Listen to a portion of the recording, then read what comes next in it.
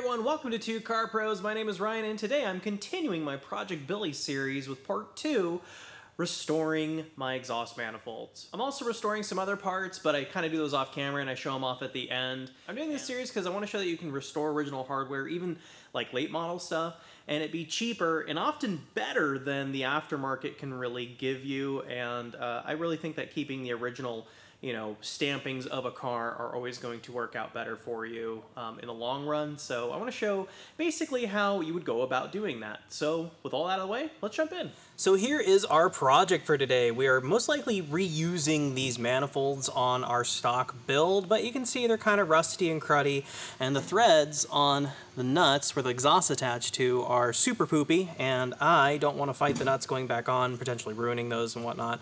I have the die right here for them. It's an M10 by 1.5, so I'm just going to lubricate these up and then slink the die down. It's not recutting anything, it's just getting all the rust and crud out of there after 18 years of weather or so. And then then we're gonna wire brush these things, get the major scaling off of there, and then apply our anti-rust, and then we can fog it with some paint, and it'll end up looking really snazzy. So the first thing I'm gonna do is just give them a decent cleaning with some carburetor spray on these threads. It's not really gonna do too much. What's on there is rust, so what we need to do is grab some WD-40 and just kind of hose it down like that, and then we can grab our die that is in our handle, and then we can just start it on those threads, making sure that it is in fact on the thread. Well, that's unfortunate. You can see the problem. Ooh, that's a fail. So because our handle is too wide, it hits this other stud, what you can do is get the die started, make sure it's actually on the threads really nice, like that. And then what I'm going to do is just use a ratcheting wrench, because 1 inch fits it perfectly. And we can just get that started. And remember, we're not cutting new threads. All we're doing is cleaning up our old threads. That's why this is really easy.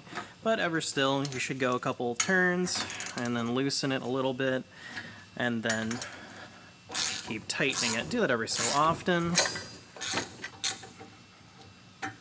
There we go. We have some nice clean threads there to put our nut on in the future.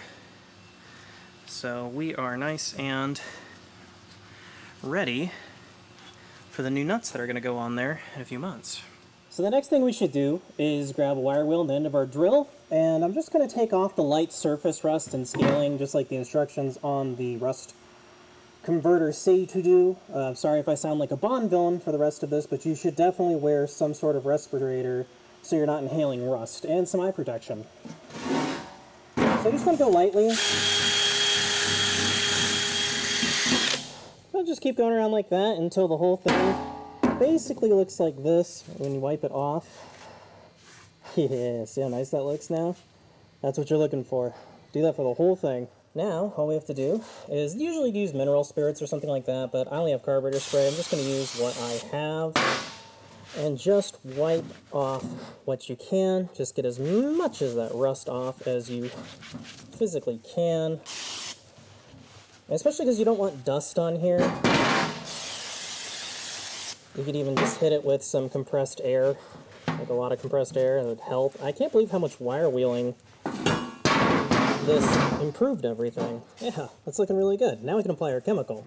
So for our anti-rust chemical that you can just paint over, I'm using Offsbo. Hope I've pronounced that correctly. I do read the comments, and somebody had mentioned this stuff is pretty kick butt, but it is corrosive and an irritant. So be careful when you're handling it. Might be a good idea to wear gloves and a respirator and some eye protection. But I think I'll be okay with just the gloves for right now. So I'm just going to pour that in a plastic cup. You should probably use a stainless steel container, but I don't have one. So I'm just going to use this plastic solo cup and just paint it on. Paint it everywhere and paint it nice and thick. So as per the instructions, it says to leave this on for 24 full hours before trying to paint over it. So just paint it on and watch it dry, basically, and it'll turn kind of a darker color, and that's how you know it is ready to rock. And it should encapsulate that rust and make it a nice paintable surface. So get every nook and cranny you can on these, anywhere you want to paint. There we go. now what we're gonna do, as per the instructions, I'm gonna wait a full 24 hours before coming back to these. And hopefully we'll see a quite drastic transformation. So it's more like a couple days later. I've already taped off the threads. I've already cleaned this off with some solvent. It tells you to do that in the instructions. I think it looks pretty good. It looks better than it did. There's a little bit remnants still left on here that I can just kind of chip off, but I don't even think it's going to matter all that much. So these are actually ready for paint. You could wire wheel them again, but I'm not going to do that because then it'll just create a bunch of dust, and then the paint won't sit to it too well. And this paint rocks. This is VHT flame proof. It's good up to like 2,000 degrees intermittently, which is way hotter than our engine's ever going to get. But I do want to say that there is a curing procedure, and you can either use like an industrial oven to do that, or you can do it on the car itself. I don't have an industrial oven, so all I have to do is remember that I have to do a break-in cure with this VHT. Link down below in the description. I recommend it. It looks good. I like the finish, and so far it has not failed on me and hasn't, you know, cracked or looked terrible on past projects. And I've also taped up the threads because I don't want those gummed up with paint. So let's go ahead and put on our first coat. So I know it's difficult to hear me. I have my respirator on, and I have a very loud fan going, but you should always be in a very well ventilated workspace whenever you are spraying any kind of paint, especially this stuff. It's nasty. So give this a good shake. And don't worry about getting paint on this surface. You can, it's fine. The only surface I'd be concerned about is the flange surface, but it's down, and even that's probably fine because that's a gasket. So what I'm going to do is just get a light coat for our first coat. I want it to be very light, and I don't want it to be too thick because then it has a propensity to chip. So just like the instructions say, just a really light first coat. And then we're going to let it dry for like 10 minutes and give it another light coat. Okay, it's been about 10 minutes. I'm going to go ahead and give it another light coat. And now I'm going to wait another 10 minutes. So it's been about another 10 minutes, and our final coat, it says on the instructions medium wet. I'm assuming that means as wet as you can go without it running, so let's do that.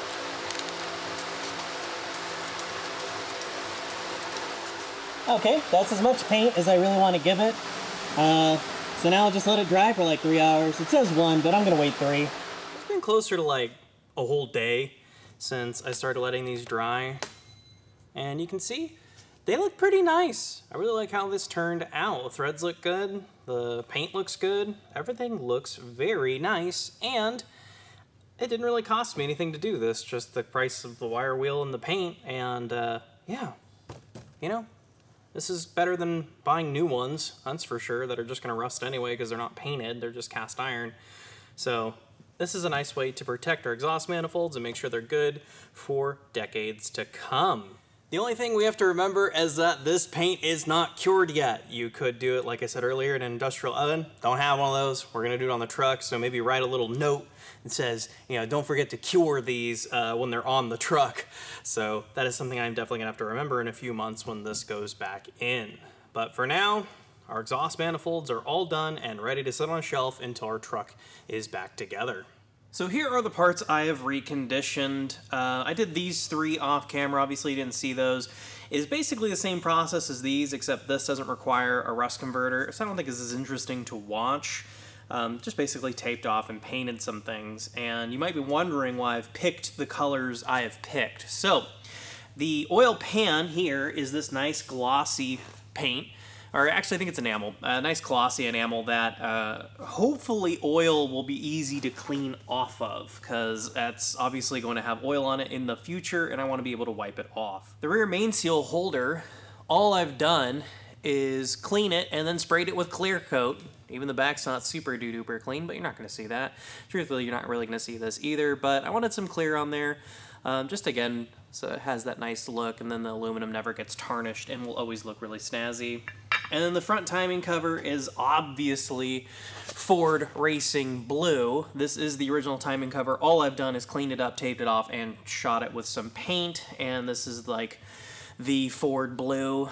And you might be asking me, why am I doing this instead of just buying new ones that are already in really nice shape and good to go? And my reasoning is really easy. because these are original Ford stampings that Ford's not doing anymore, so the aftermarket is kind of taking up the mantle. And in my experience, aftermarket stuff is either really great or really terrible, and the only companies making this kind of stuff aftermarket are not particularly usually on the good side of the aftermarket. So I'd just like to reuse the original Ford ones as much as I can, and I really think the exhaust manifolds turned out really well. Yeah, looks pretty good. And you might be asking me why I'm not going with like a nice set of headers or something, and that's pretty simple because I live in California and have to pass smog, and these are the original headers, so I know they'll work great. And you might be asking me, why this blue? Well, I'll let you know a little secret because you're so wonderful and you got to the end of this video. And that's because of these. Here are the new valve covers I have selected, and I got these from Summit Racing. They are pretty expensive for valve covers. They're a stamped aluminum piece. I believe powder coated this really pretty blue with Ford Racing on it. Check how cool that is.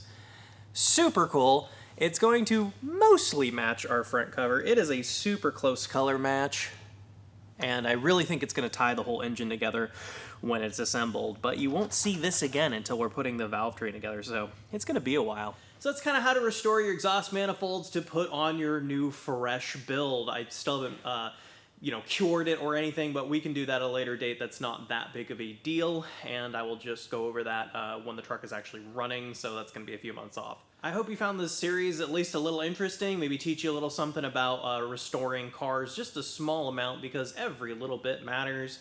And you end up with a product I think is actually a lot better than you could probably get on the aftermarket, taking those original hardware, if it's salvageable, and polishing it up back to being what I would consider even better than new.